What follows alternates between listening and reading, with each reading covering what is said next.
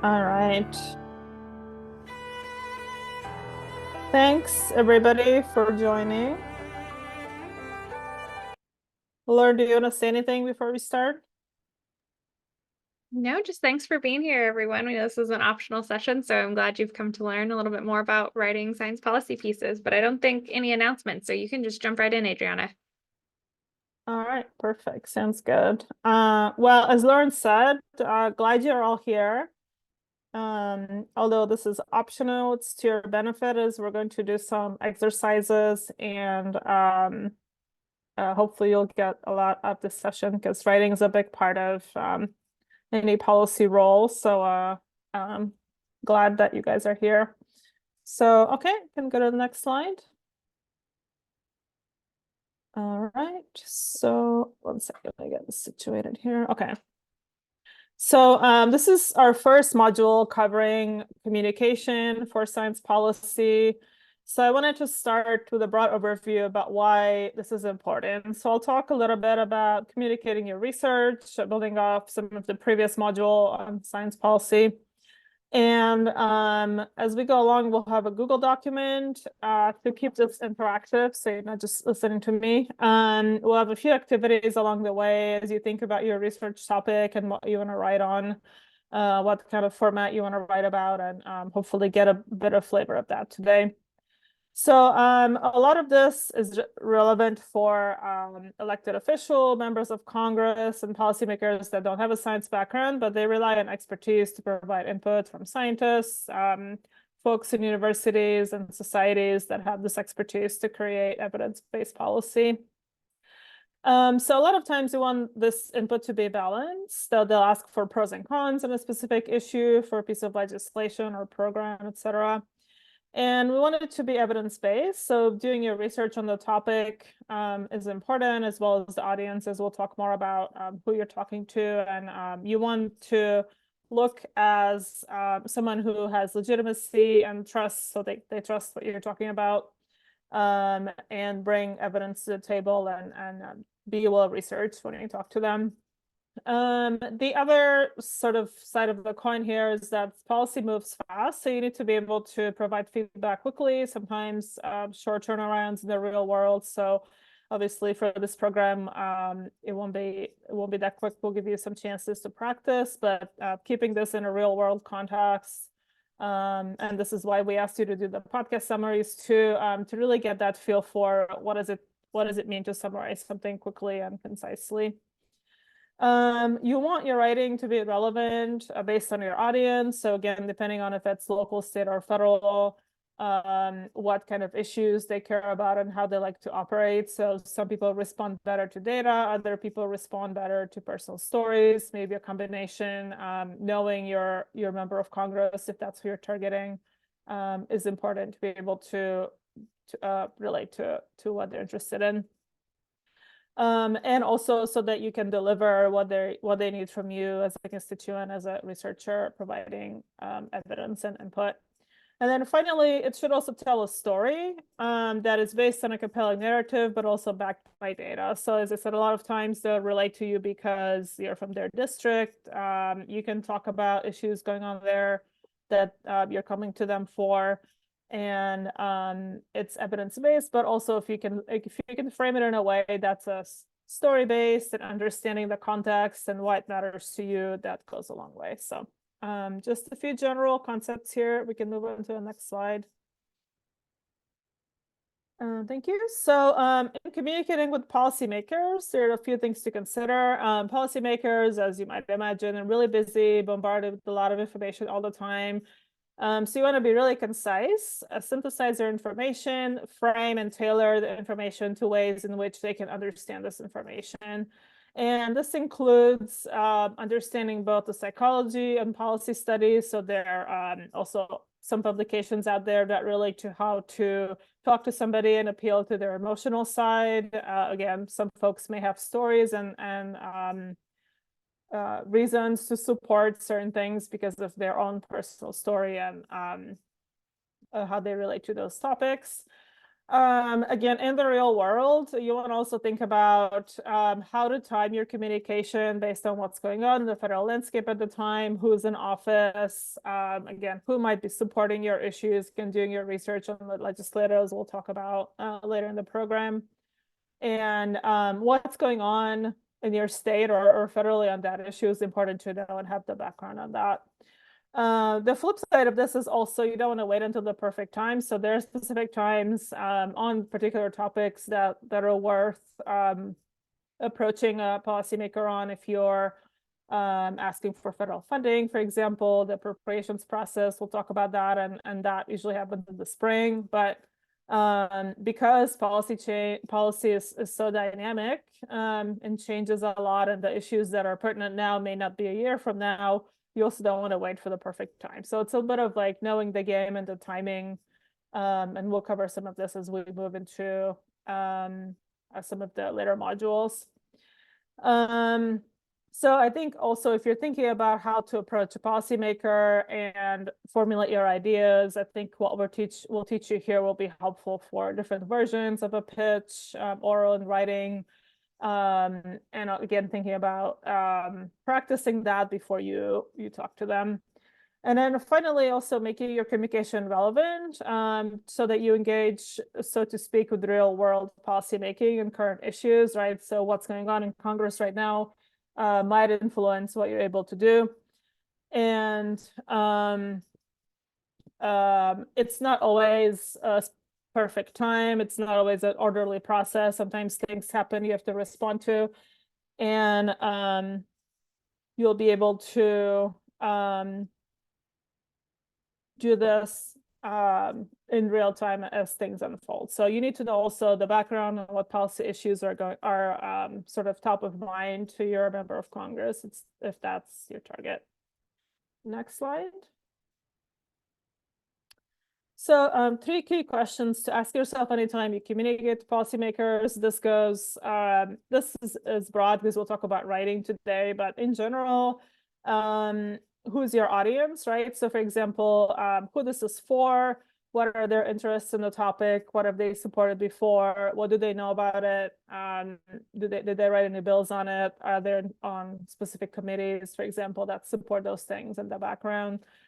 Try to get some idea of what they might know about the topic. What kind of things are they discussing currently? So again, there's certain things in Congress that are hot topics right now.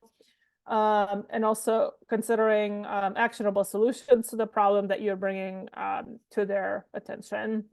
So you might say, I want you to create a new program to support a specific issue, knowing whether that already exists. So you want just to fund it again, you want more money, you want a totally new program, and also what is the solution, right? So the problem being that there is, I don't know, need to do something in your district, for example, then explaining what's going on and so they understand the background is also helpful.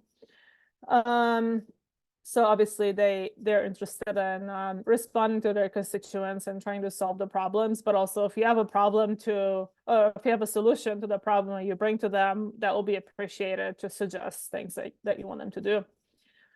Second, your message should be framed in a way that's accessible, relatable, and meaningful. Again, very high level.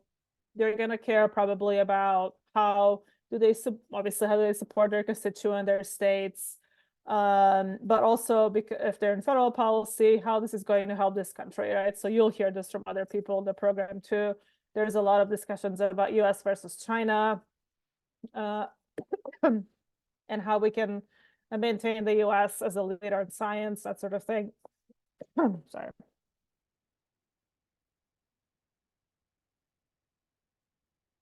And so in that case, you want to be able to explain to them why they should care about something that you bring to their attention, which is the bottom line. And we'll talk about when you craft your pitch, thinking about how to put the bottom line first, which is very common in any policy communication.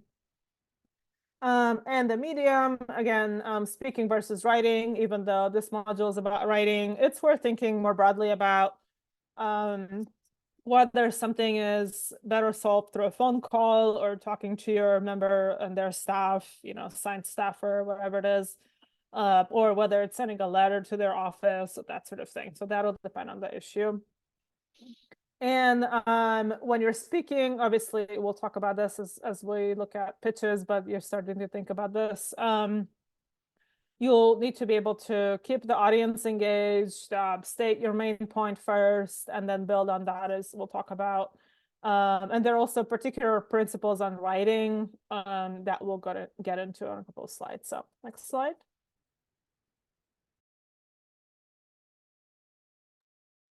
Okay, so with that background, I'm going to share a Google document. One second, there we go.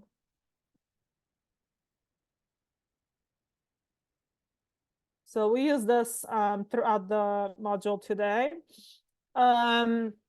So right now there's a Google Doc in the chat.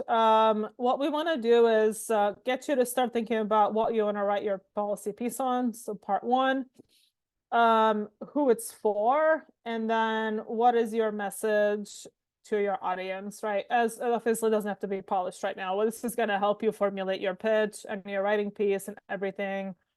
Just trying to answer these three questions right now. And then since we'll have everyone using the same document, it'll be sort of crowdsourced because I want you to also see what other people are writing. And it'll be a good document to come back to and maybe learn from others too. So we'll take about 5 minutes. Please answer those three questions, and then we'll come back and summarize.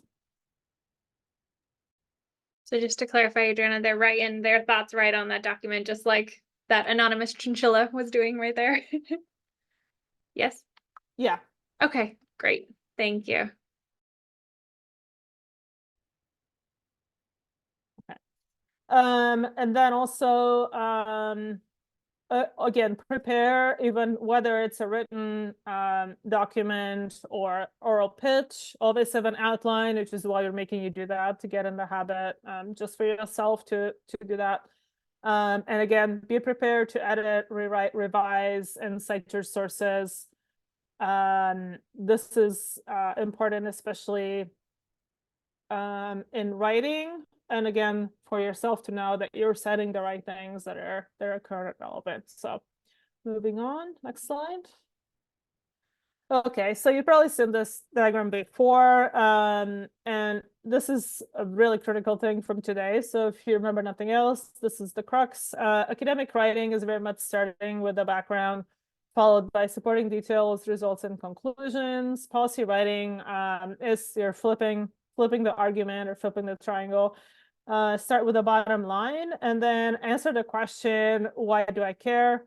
So what? Why do I care? And then add supporting details. So it really flips the argument around to tell me what you want me to do, tell me why it's important, and then you can add details. But again, that's limiting, or should be limited to only what they need to know to support the bottom line. So you'll get to this in practice, I think, as we'll make you practice multiple times here. So next slide. So in terms of write-ups, for today, I'm going to use the Journal of Science Policy and Governance because it's a really great resource for you all to look at and think about policy writing. I shared the submission guidelines in the chat. So we encourage you, if you have a write-up that fits the journal, to submit here because it's an early career. It's helped a lot of folks transition into different roles. I'm happy to talk more about that later. But also has a really good example of what this looks like. And this is more on the academic side, I would say. If you're writing for a magazine, these will be much shorter, but the principles apply. It's good to know what these different write-ups are, regardless where you're writing it for. So GSPG can give you also good basis for the way to think about issues and the type of thing you want to write. So we're going to talk today about memos, op-eds, and white papers. You can see there's also other things here. They vary in length. They have different purposes. Some have policy recommendations, not all of them. And then also some of them make a one-sided argument. Some are more balanced. So for the most part, I imagine most of you will write memos and op-eds. They're shorter. If you want to write a white paper or you have a white paper, you want to kind of transition into a policy paper, that's fine. So we'll cover that too. That's also valuable and used in policy. So just briefly here, one thing to note is memos are usually objective. They're more balanced. They provide analysis and recommendations on both sides. And then op-eds are obviously opinions. They're one-sided, and then white papers can also argue for a position. They're sort of a longer op-ed in a lot of cases, but it depends on what it is. So I think we don't have to go through the guidelines right now, but just check that out if you're interested in submitting to a journal. Again, it's a good way to get started and get your brain going to think about some of these topics in writing the way that the journal requires is also just a good thought process. So moving on to the next slide. So we're going to go through these three write-ups that you'll be doing. Memos are written by policy advisors, advocates, or everyday citizens seeking to affect change in their community. Okay, that's pretty broad. The idea is you want to be pretty straightforward, analyze an issue and offer recommendations that you can use to inform and guide a decision maker, right? So think from their side and their shoes, what they're going to look for, what they need to know. Again, bottom line first. Keep it concise, right? Brevity, clarity, objectivity. So you want to, again, they're busy, keep it short. Sometimes meeting with the policymakers, you have maybe 15 minutes or so to make your point. So no time for long backgrounds. And also if you're writing a memo or a one-pager, as we'll talk about later, you want it to be something they can quickly glance at. So think about the way that looks, the font size, and all of that. And also keep it clear so they understand your position or the two positions you're writing about, to be able to give them a balanced view, right? They're going to use this information to make a decision on a bill, for example. What is the latest they need to know? So we talked about this clarity. So, and also keep in mind that obviously they're smart people, but they don't know the topics, right? So sometimes there are people that are, as you indicated, community groups or other organizations that are necessarily in policy, but they want to know the policy relevant information. Again, which is why the audience is important. So if you're directing this to an individual or an organization, you want to be, again, very direct, very specific. So again, have one thread of argument that you're trying to make. And then also, again, no jargon, no highly academic language. Keep it brief and simple and high level for them. Also want to be objective. Again, if you're trying to convince them to do a certain thing, select a certain policy, you want to consider both sides of the story, right? So depending on who you're talking to, if you know that they support that, you can sort of sell your point, but sometimes you're talking to people that oppose that issue, right? And then trying to get them to be interested or understanding the other side of an issue anyways is a valuable thing to do in policy. So we'll talk more about this later, but there's a whole analysis that when it comes to understanding different sides of an issue, addressing strengths and weaknesses of policy options, which ones are better, and we'll go through these things with you as you start writing your pieces. Next slide. Okay, so I wanted to share this memo as an example, and we'll send you the slides as well, just so you can sort of see this. And of course, this is a publication, so we won't go through the whole thing. But the executive summary is a good way to sort of look at this. And 1 second, just make this bigger. Okay. So memos are usually directed towards individuals, organizations, or specific decision makers. They're clear and to the point. They have a structure that I showed you, but normally I would say it would be, what do we know? What do we recommend? What are the limitations of this study? What are the barriers to that specific policy? And then conclusions. And you want to be very clear and concise in your language, and I'll go through this example here. Again, weighing different options and strengths and weaknesses of the policy options that you're considering. So in this piece, beyond animal experimentation, a proposal for the model human initiative.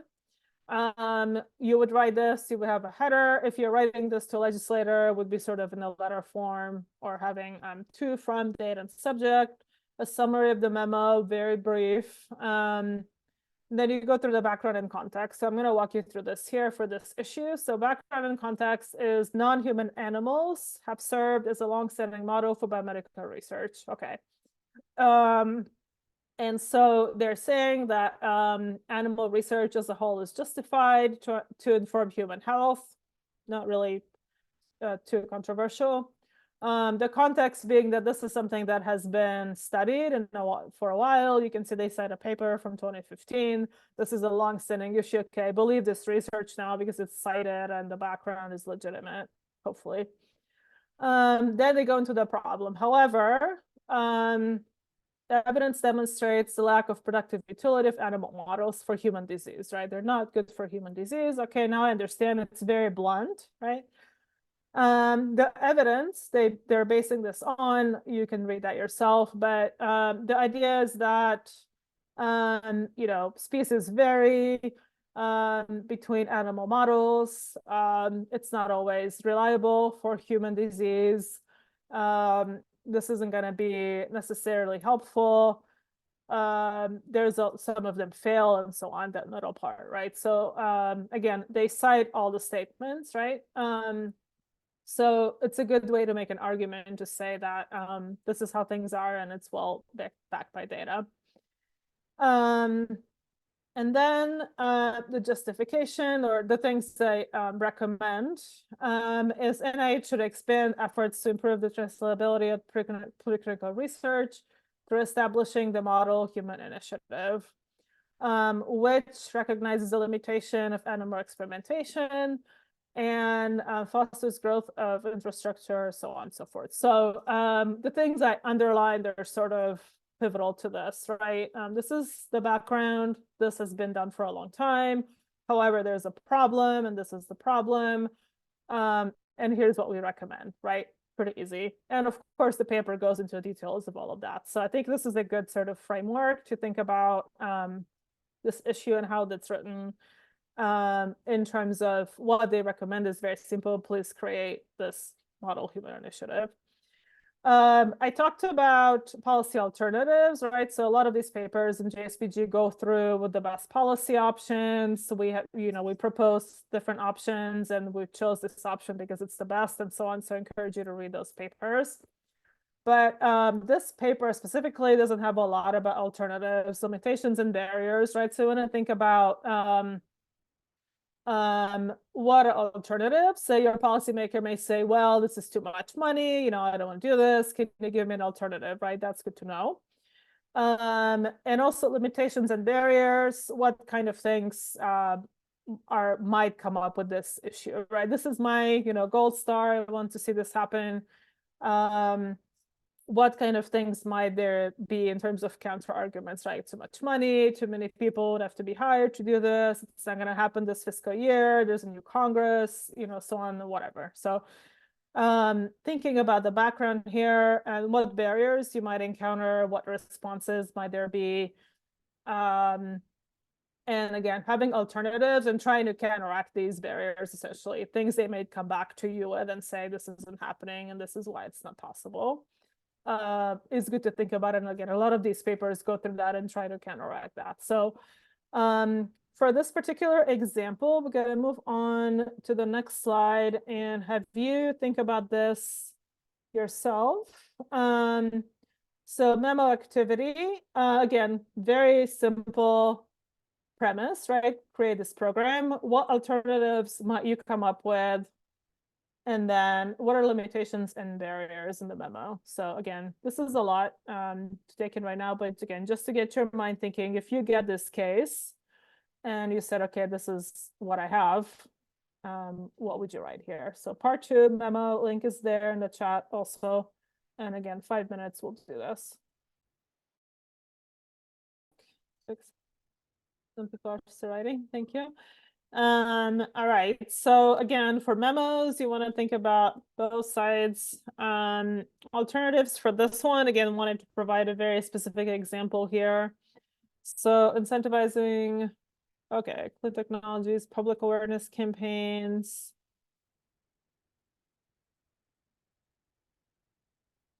Okay, that's not really.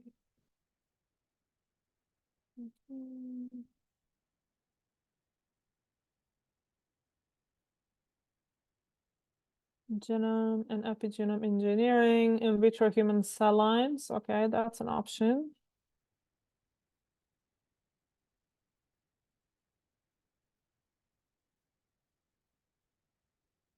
Okay, so pretty good. At least starting to think about this a little bit. Again, this is something to have in the back of your mind because again, for members, you'll need to have both sides of the issue you're working on. Limitations and barriers, infrastructure and funding, that's pretty universal here. Okay, financial constraints.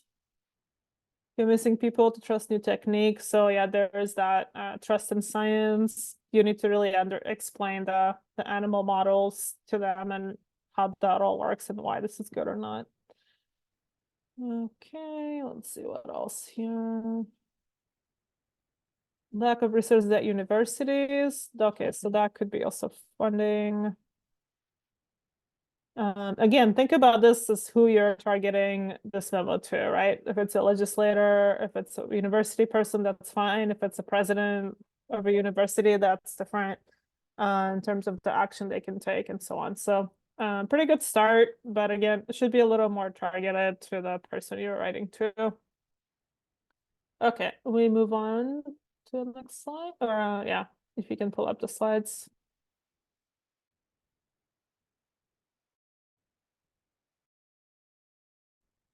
All right, so we'll move on. All right, so in contrast to memos that have to be balanced on both sides, op-eds and also very specific. Op-eds are often more of a prose, express your opinion, right? The author's opinion. So making sure, again, depending on who you're writing for, whether it's your opinion or the opinion of the organization you're writing on behalf of, those things are good to keep in mind. And of course, many of these are published by magazines or newspapers, but again, have to make sure that you know who you're writing on behalf of. It can impact both the public or policy experts. Certain issues, they do read these. They do read magazines and newspapers and those kinds of things. In general, they can be written by a number of different people, right? If we're talking about policymakers, but also business executives, scientists, school kids, local citizens, etc. If you're writing about a specific issue in your state. Again, the point is to emphasize your opinion, not the publications. They can also be geared towards the general public, right? Or policy experts, depending on again who you want to take action on the issue. And then also you want to have timely references, as I showed you. Language should be pretty colorful, so we need to keep a little bit of interest, keep it interesting, so to speak, and metaphors are helpful.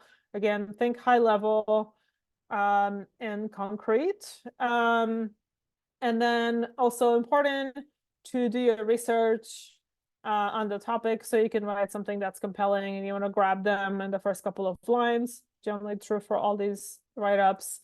But oftentimes people go to policymakers because they want them to do a certain action, right? So op-eds are more popular, I guess. But again, if you're trying to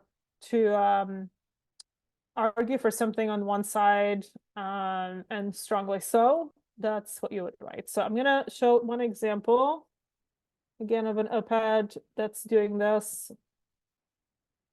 And then we'll do another quick exercise. So let me share this in the chat. All right, again, using a GSPG example. So this is subdividing GMO classifications for food labeling.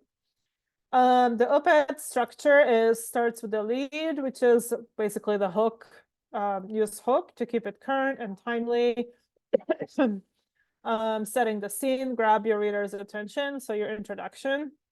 Often the lead is obviously the beginning, but the hook can be part of this. Is how do you make them interested in the first few lines? In this case, you have okay, the Vermont state legislature passed a law requiring food containing GMOs to be labeled. Vermont is the first state in the nation to pass such a law. Okay, that gives me an idea of where this is coming from. There's already some action. I'm kind of interested because this is going to be a law, maybe impact my constituents if I'm from Vermont or representing Vermont in Congress. Then you say, what is the argument? The authors agree in order for consumers to make informed choices, we need to implement a labeling system. Okay, very clear. Again, one sentence. And then argument. What is why is this necessary? We're concerned that labeling a product as GMO is too simplistic. The points are that now you're making each of the points supporting the argument with evidence, right? As we talked about, bottom line first, supportive evidence. Number one is universal label for GMO foods need to be designed so that is easy to understand. Second point is these details need to be easily accessed by the public, right? So the public is another audience that may or may not be from Vermont, likely is. And how do we make this accessible to people that are buying these products, right?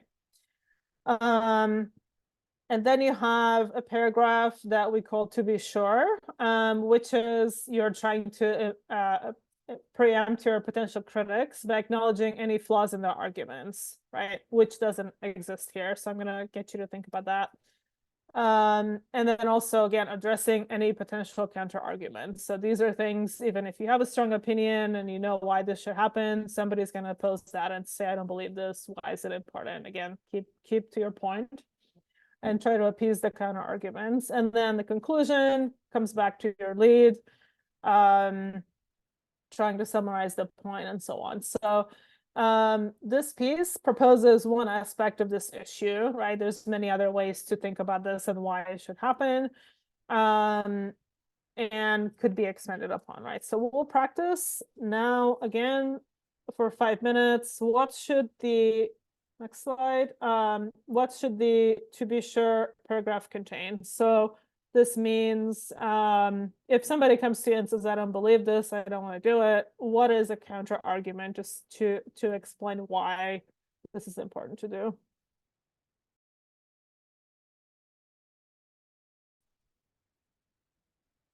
Summarize this now.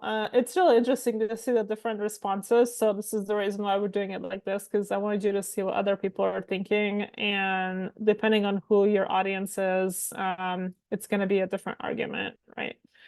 But a few things to look at here. So interesting, you talked about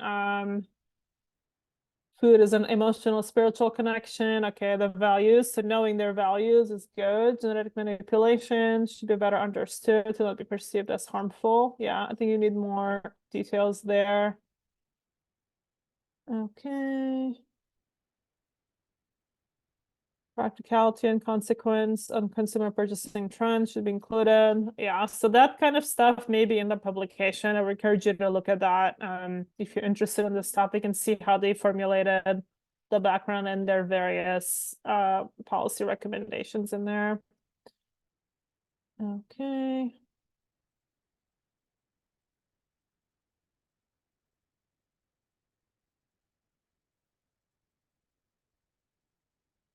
Yeah, labeling. Okay, cost and effectiveness. Okay, so yeah, those things are probably in the paper. Okay.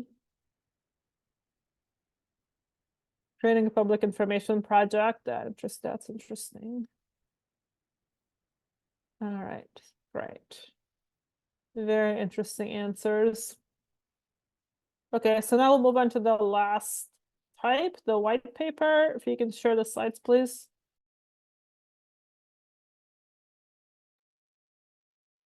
So white papers, right, hold on, the wrong thing. Okay, so white papers often make an argument, again, trying to sway somebody to solve a specific problem, written by students, professionals in specific areas of policy. You're trying to influence decisions, at least the ones that, a lot of the ones that we publish in JSPG, I think have a strong opinion, but can also be both sides.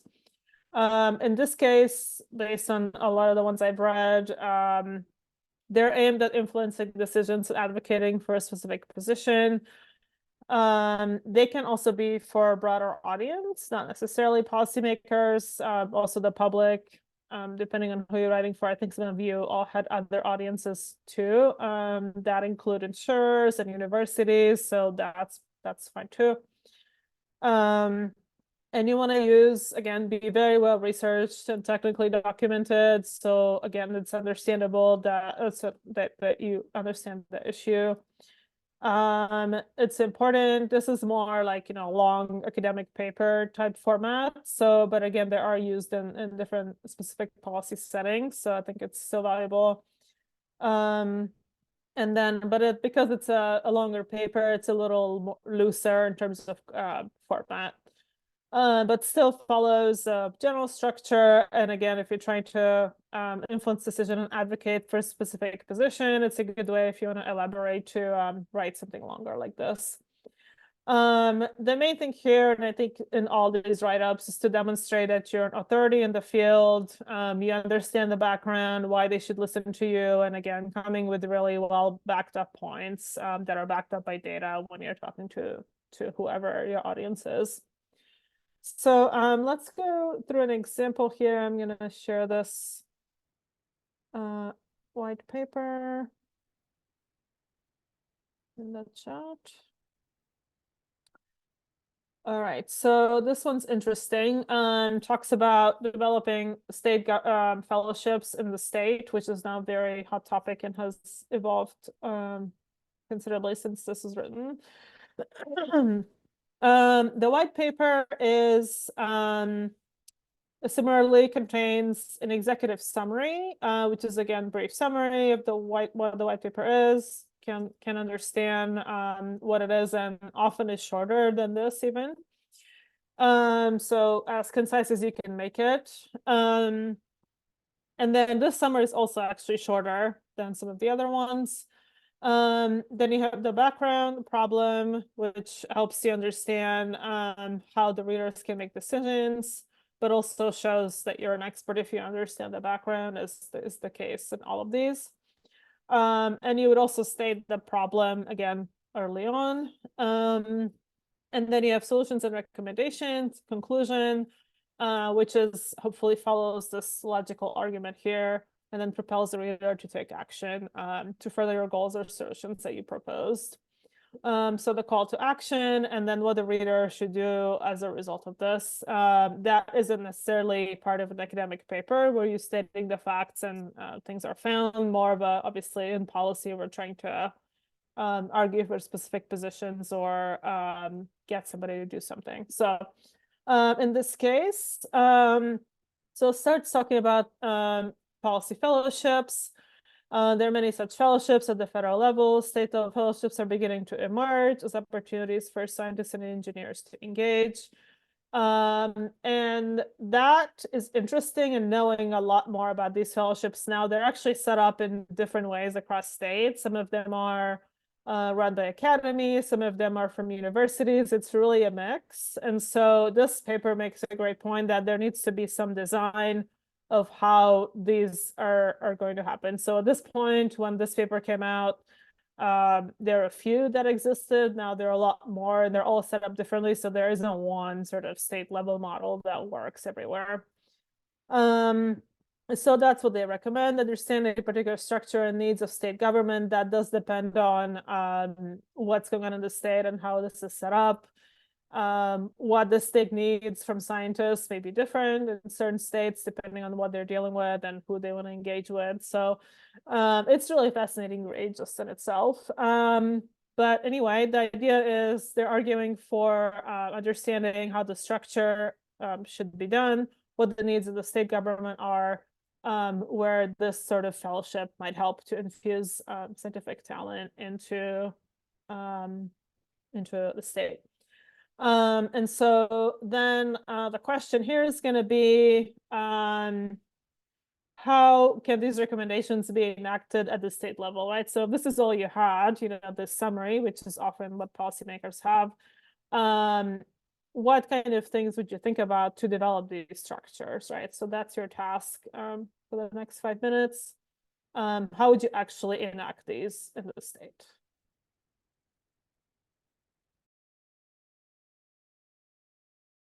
So this is really interesting. I think it's an interesting question to think about how something might be implemented in the state, because that's something that if you were in policy, if somebody came to you with this question, you'd want to think about some of these practical things, but also getting to the implementation of recommendations. So if you yourself wanted to start a fellowship, right, how would you do that? So I think it's a good exercise to think about. So you all said, okay, poll policymakers to see whether they could use help. That's interesting. Government analyses. Okay, so what the government needs, that's really interesting. Engage with stakeholders. Yeah. Secure funding. Yeah, that's always important. Define a team in charge of implementing this. Okay, so a lot of polling. Identify state-funded department that engage in policymaking. Yeah, that makes sense. So doing background research, who's engaging in this, who needs this at the state level. Also depends how the state operates and where this might be most useful. Let's see, set up a committee. Okay, so conduct a state level survey. So lots of polling and research. So this is really useful because brings up issues about doing research about what exists already, what would be useful to the audience, and what the policymaker needs, which is really useful. And then also who should be involved. Really interesting. Great. So hopefully these will give you some ideas of thinking through your issue. Because you'll be doing all these things when it comes to thinking about counter arguments. How do I talk to somebody who opposes this?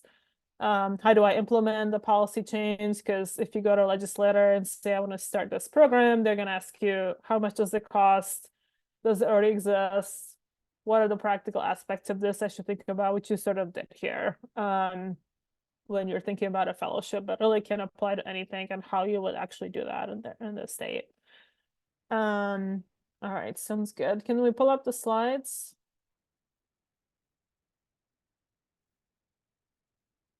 I think we're almost done here. So thinking through this, now that you've had different examples just in the last few minutes here, want you to think about the format that you're going to use for your write-up, memo, a white paper, something else that is for this program, but also moving forward. You know your issue. We asked you about the policy topic. Think about kind of the side or sides of that you want to argue for, and how would you write that, just to get you to think about this, because we're going to practice writing from here on. So I'll give you maybe a couple of minutes just to do that.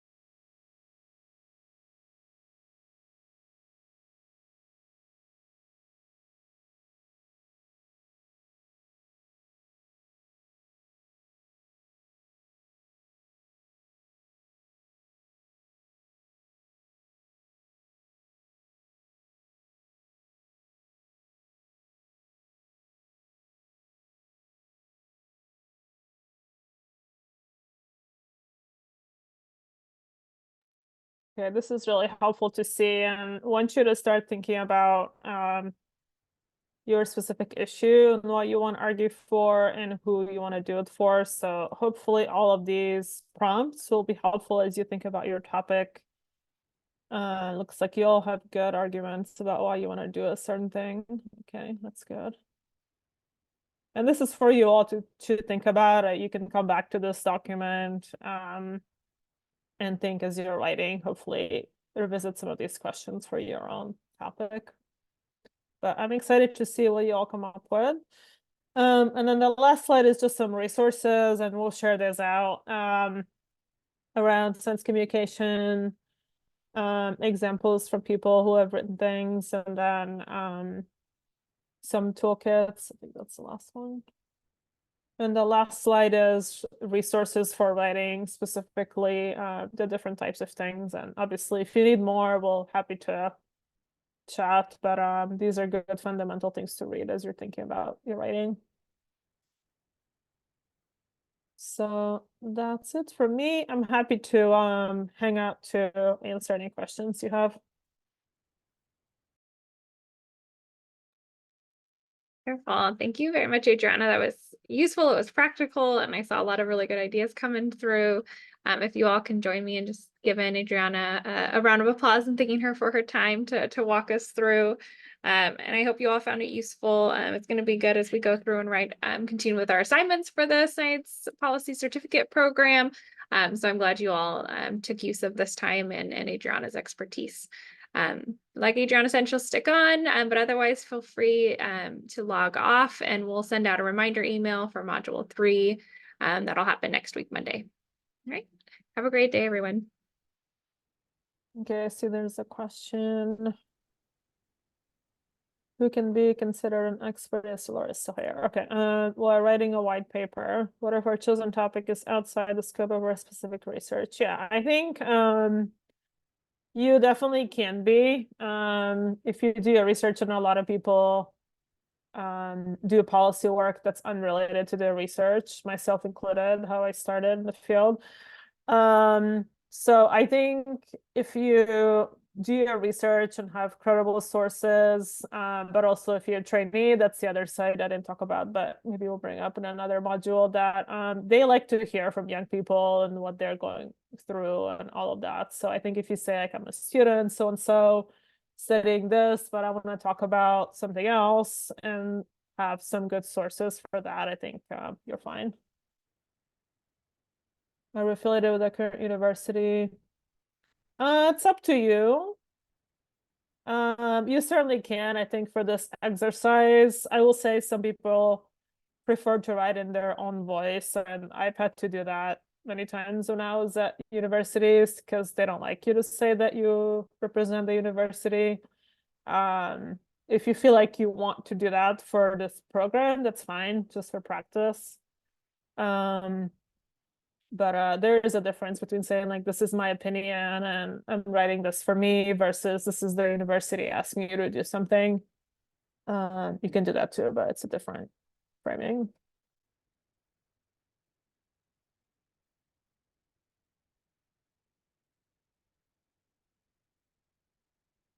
Policy pitch. Yeah, so we are gonna do this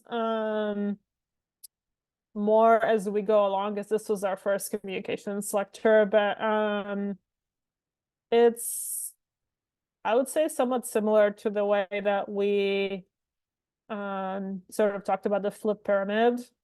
Start with the bottom line, middle, and then evaluate. So not super rigorous right now, just want you to kind of start to draft things for yourself, which is why we're making you do different versions that will be reviewed later on. Yeah, it's practice for you guys.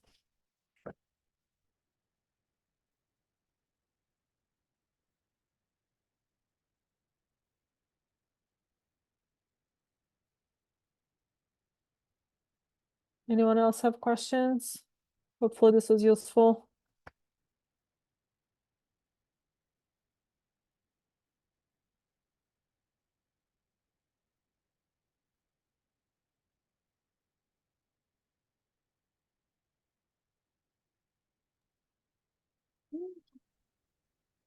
It looks Okay. like it, just lots of thanks in the chat.